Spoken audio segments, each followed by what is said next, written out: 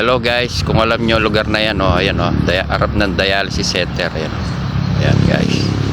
Oh, dito ako mag-iwan ng bakas. Tindahan na to. Ayan, makikita kayong plywood. Maraming nagtatanong na yung bakas daw na nilalagay ko, ako rin ang kumukuha.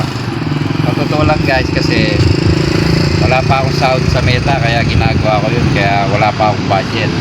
So ngayon, medyo sinuwerte ako ng konti. Totoo na, maglalagay na ako ng totoong bakas. Naiya ako sa mga basher ko eh, kala nila porque naglagay ako ng bakas, eh kinuha ko. Ito hindi ko na kukunin sa inyo na lahat ito. Kukunin nyo lang, dito lang yan, dito. Cameraman, pakita mo. So, tatakpan natin ito. Ito yung bakas ha, bibigay ko na talaga ito. Ayan. Ayan ang bakas ha, bibigay ko na talaga ito. Ito nyo natin ha.